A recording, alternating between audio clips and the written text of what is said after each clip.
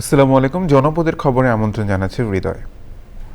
এখনকার সংবাদ আয়োজন একই সঙ্গে চ্যানেল আই ইউটিউব চ্যানেল এবং চ্যানেল আইয়ের ওটিটি প্ল্যাটফর্ম আই স্ক্রিনে লাইভ স্ট্রিম হচ্ছে। ৬৯-এর গণ অভ্যুত্থানের মহানায়ক, মুক্তিযুদ্ধের অন্যতম সংগঠক এবং সাবেক মন্ত্রী তোফায়েল আহমেদের দ্বিতীয় জানাজার নামাজ ভোলা সরকারি স্কুল মাঠে সম্পন্ন হয়েছে।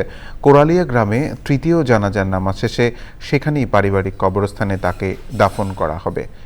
ভোলার পূর্ব করালিয়া গ্রামে আছেন ওবায়দুল রশিদ, যাচ্ছি তার কাছে।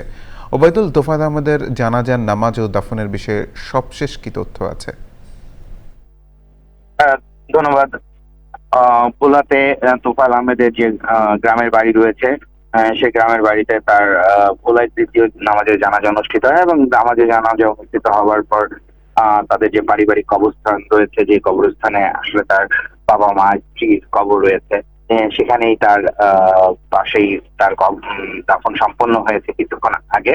তো এর আগের কথা যদি বলি, যে দুপুর ১:৩০টার দিকে হেলিকপ্টারে করে তার নিজ জেলা ভোলায় নিয়ে আসা হয় বাংলাদেশের মুক্তিযুদ্ধের অন্যতম সংগঠক সাবেক মন্ত্রী তোফায়েল আহমেদের মরদেহ, এবং পরবর্তীতে তার মরদেহ নিয়ে যাওয়া হয় ভোলা সরকারি বিদ্যালয় মাঠে, যেখানে মুক্তিযুদ্ধের অন্যতম এই সংগঠককে গার্ড অফ অনারের মাধ্যমে দেওয়া হয় রাষ্ট্রীয় সম্মাননা। এরপর এই মাঠে আসলে প্রথম ভোলার যে নামাজের জানাজা সেটি অনুষ্ঠিত হয়। যে নামাজের জানাজাতে আসলে দল মত নির্বিশেষে মানুষ অংশ নিয়েছেন। আসলে দুটি নামাজের জানাজার কথাই যদি বলি, যে সেখানে দলমত নির্বিশেষে মানুষ আসলে তোফায়েল আহমেদকে ভালোবেসে তাকে শেষবারের মতো একবার দেখার জন্য এসেছিলেন, তার নামাজের জানাজায় অংশ নিয়েছেন এবং পরবর্তীতে তার এই নামাজে জানাজায় অংশ নেন এবং তার মাগফিরাত কামনা করে দোয়া করেন। ওবায়দুল, ধন্যবাদ। প্রিয় দর্শক, ওবায়দুল রশিদ ভোলা থেকে আমাদের সঙ্গে যুক্ত হয়েছিলেন।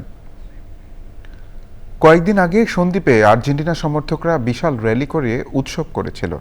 এরই ধারাবাহিকতায় 5 বারের বিশ্ব চ্যাম্পিয়ন ব্রাজিলের সমর্থকরাও ব্যতিক্রমধর্মী আয়োজন করে। মাদকমুক্ত সমাজ এবং পরিবেশ বাঁচাতে বৃক্ষরোপণ কর্মসূচি করে জনসচেতনতামূলক বার্তা দিয়েছে সাগরপাড়ের দ্বীপ জেলার ব্রাজিল সমর্থকরা।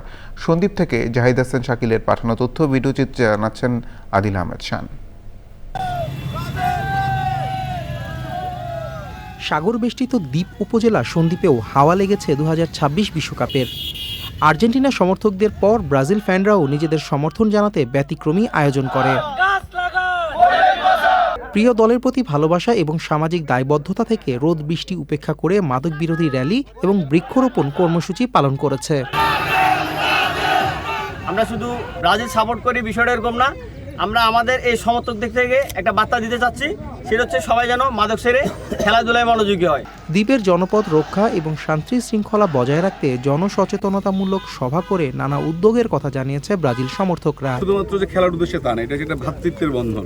আর সবচেয়ে ভালো লাগছে যে একটা মিলন মেলাতে আমরা একটা মেসেজ দিচ্ছি, সেটা হচ্ছে একটা বৃক্ষরোপণ। যুদ্ধের একটা প্রতিভা হচ্ছে বৃক্ষরোপণ। আমরা বৃক্ষরোপণ দিয়ে জানান দিচ্ছি যে এই পরিবেশটা আমাদের নিজেদেরকে বাঁচাতে হবে।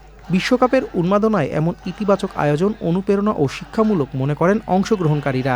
মাদক বিরোধী র্যালি ও বৃক্ষরোপণ কর্মসূচি পালন হয়েছে, এটি অত্যন্ত গুরুত্বপূর্ণ একটি বিষয়। ব্রাজিলের যে স্কোয়াড এখন বর্তমানে আছে, আশা করি লড়াই করার মতো এরকম আমাদের প্লেয়ার আছে। আমরা সবাই ব্রাজিলের যত সমর্থক আছে সবাই মিলে আমরা একত্রিত হয়েছি, প্রায় 300-র মতো। পরিবেশ এবং সমাজ রক্ষায় ব্রাজিল সমর্থকদের গঠনমূলক ও বাস্তববাদী আয়োজনের প্রশংসা কুড়িয়েছে জনসাধারণে।